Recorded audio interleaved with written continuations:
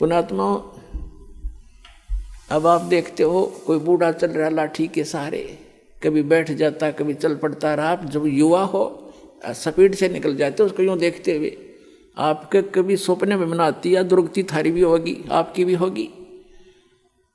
तो जब तक आपको ये ज्ञान नहीं होगा तब तक ये मन की बकवाद समाप्त नहीं होंगी।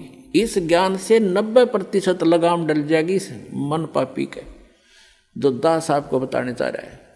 जो बेमतलब की रिश्वतखोरी, चोरी, हेरा फेरी ये करते फिरते सारा दिन झूठ बोलते हैं पेट के लिए, और 1 सेकंड का भरोसा नहीं कहाँ बिजली गिर जाए।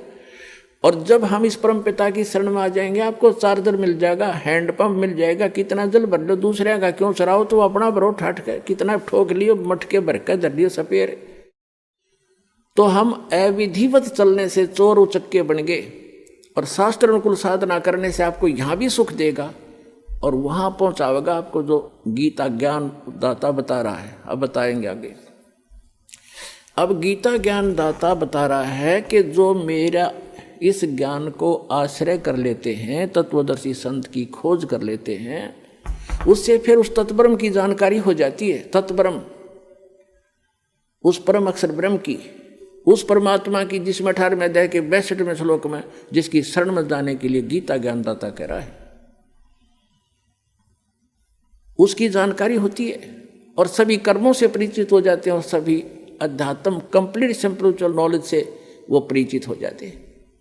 तो केवल वो जरा और मरण से छूटने का प्रयत्न करते हैं। जैसे दास ने उदाहरण दिया कि एक बुढ़िया 80 साल की, 75-80 वर्ष की, और मुंह में दांत नहीं, और उसको मैंने कह दिया बुढ़िया पीछे हो, दूसरी को आने दे, बहनों को। ने बोली इतने बुढ़ी दिखूँ मैं, वो तेरा गजब हो, 80 साल की जाड़ नहीं।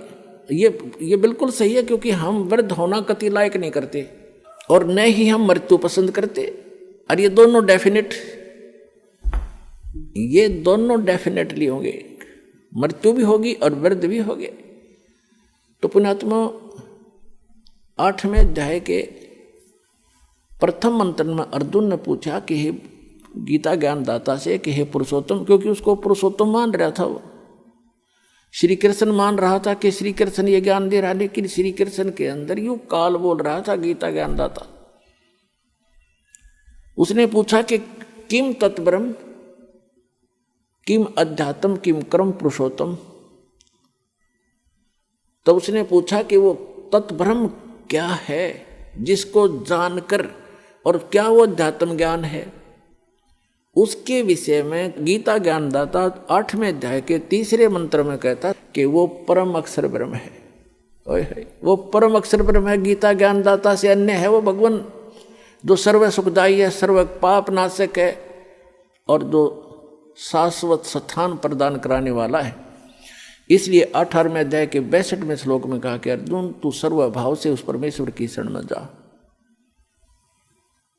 उसकी कृपा से ही तू परम शांति को और सनातन परम धाम को प्राप्त होगा। अब गीता ज्ञानदाता ने तो 8वें अध्याय के 13वें श्लोक में अपनी साधना बता दी कि मुझ ब्रह्म का केवल एक ओम अक्षर है। ओम इति एकाक्षरम ब्रह्म व्यवहारण माम अनुसमरण ये प्रियाति तजन देहम स याति परमाम गतिम। अब उसने स्पष्ट कर दिया कि मेरा तो एक ओम मंत्र है मुझ ब्रह्म का, और ओम से क्या मिलता है ब्रह्मलोक। 8वें अध्याय के 16वें श्लोक में बता दिया कि ब्रह्मलोक पर्यंत, ब्रह्मलोक में गए हुए प्राणी भी पुनर्जन्म के अंदर हैं। वो शाश्वत स्थान नहीं हुआ जहां जाने के बाद वापस नहीं आना पड़ता। 15वें अध्याय के 1 से लेकर 4 श्लोक में श्रीमद् भगवत गीता में कहा है कि अर्जुन ये उल्टा लटका हुआ संसार रूपी वृक्ष है, जिसकी ऊपर को जड़ जो मूल है वो तो परम अक्षर ब्रह्म समझो, वो तो पूर्ण परमात्मा है, और नीचे को तीनों गुण रूपी शाखा है, रजगुण ब्रह्मा, सदगुण विष्णु, तमगुण शिव जी। और जो संत इस उल्टे लटके हुए संसार रूपी वृक्ष के सर्व भाग बता देगा, सब विभाग बता देगा, पार्ट्स ऑफ द ट्री, स वेदवित, वो वेद के तात्पर्य को जानने वाला है, अर्थात वो तत्वदर्शी संत है। 4 अध्याय के 34वें श्लोक में कहा है कि उस तत्वदर्शी संत की शरण में जा, उनको दंडोत प्रणाम करने से, कपट छोड़कर प्रश्न करने से वो तत्वदर्शी संत तुझे उस तत्व ज्ञान का उपदेश करेंगे। उसकी पहचान बताइए 15वें अध्याय के प्रथम मंत्र में, जो उल्टे लटके हुए संसार रूपी वृक्ष के सभी छंद बता देगा, सब विभाग बता देगा, सवेदवित, वो तत्वदर्शी संत है। जब परम पूज्य कबीर परमेश्वर जी आदरणीय स्वामी रामानंद जी को सचखंड लेकर गए थे, फिर उनको वापस छोड़ा था, तब कहा था दोहू ठौर है एक तू भया एक से दो, और रामानंद कह हम कारणे तुम आए हो मगजो, तुम साहेब तुम संत हो, तुम सतगुरु तुम हंस, और गरीबदास तेरे रूप बिना और न दूजा अंश। तुम ही साहेब हो, परमात्मा हो, तुम ही सतगुरु हो, सच्चा ज्ञान मालिक आपके पास ही है, इस विश्व में किसी के पास सच्चा ज्ञान नहीं है, आप सतगुरु हो। तुम साहेब तुम संत हो, एक संत, संत माने सीधा, संत सोए दो सीधा चाले, सब बकवादें छोड़ दे, यहाँ की सब बुराइयों से हट करके अपना जैसे मालिक दे उसी में गुजारा करे, संत सोए दो सीधा चाले। तुम साहेब तुम संत हो, तुम सतगुरु तुम हंस, यानी सब बुराइयों से बचे हुए एक सच्चे हंस, सच्चे भक्त भी आप ही ने भूमिका की है। तुम साहेब तुम संत हो, तुम सतगुरु तुम हंस, और गरीबदास तेरे रूप बिना और न दूजा अंश।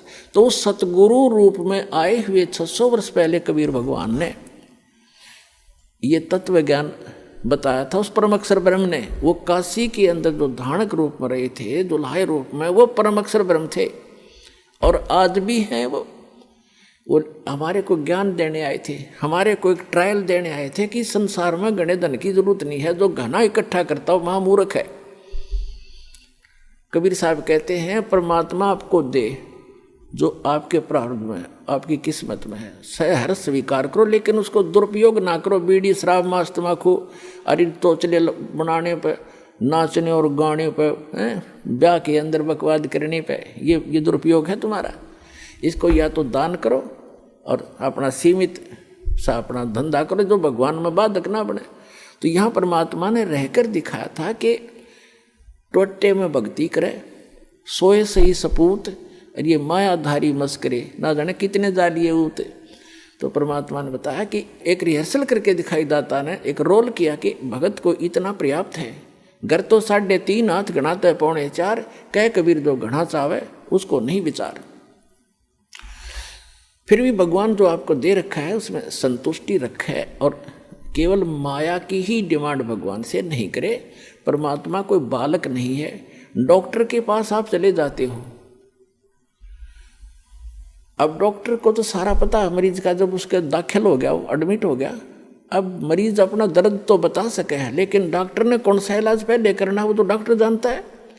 अब जैसे आपका एक्सीडेंट हो गया, डॉक्टर के पास चले गए, आपका रक्त बह रहा है, ब्लड निकल रहा है, ब्लीडिंग हो रही है, उधर से आपकी टांग में पीड़ा हो रही है, तो वो डॉक्टर आप बेशक चिल्ला रहे होगे, लेकिन पहले ब्लड को रोकेगा कि ब्लड बह गया तो ये मर जाएगा, या टांग की चीज तो फिर बंद कर दूंगा, तो पहले वो ब्लड बंद करेगा ताकि आपका जीवन नाश ना हो, वो दर्द फिर हो जाए खत्म। तो इसी प्रकार आप जी यहाँ आते हो, एक परमात्मा के हॉस्पिटल में आ गए, अब आपके सारे दुख दूर होंगे। अब आपने टारगेट बना रखा है मेरा ये काम हो, बस ये हो, और भगवान ने ये पता कि इसकी जान जाने वाली है, 10 दिन के बाद इसका जीवन नहीं है, तो आपकी एज एक्सटेंड करेगा। उम्र एक्सटेंड करने के लिए जो आपको एड दे रहा है वो काम आपका भले ही ना हो रहा है, लेकिन आपको जीवन दान दे करके वो 100 सुख देगा फिर आगे चल के। और मरीज ये कहे मेरे टांग में पीड़ा, तू कैसा डॉक्टर है, मुझे दर्द ही ठीक हो रहा, लेकिन डॉक्टर को पता है कि इसका ब्लड रोकना जरूरी है, तो डॉक्टर वही काम करेगा जो आपके हित में होगा, आपकी नहीं मानेगा पहले वो। उसको मालूम है कि आप चिल्ला रहे हो, उसको मालूम है कि इसमें ऐसी पीड़ा होगी, लेकिन ये घातक नहीं है। तो छोटे मोटे जो कष्ट आपको यहाँ आने पर भी हो रहे हैं, जैसे कई तो ऐसे हाथी ठीक हो जाते, कुछ एक को अभी वो राहत नहीं मिल रही है जो वो डिमांड लेकर आते हैं। उसका कारण क्या है कि आपका जीवन नाश होने वाला होगा निकट भविष्य में, और परमात्मा आपको एक्सटेंड करेंगे, पहले वो ठीक करेंगे आपका, फिर आप पे सारा सुख होता चला जाएगा, जीवन भी मिलेगा, भक्ति भी होगी, सारा सुख भी यहाँ का जो चाहिए वो भी देगा।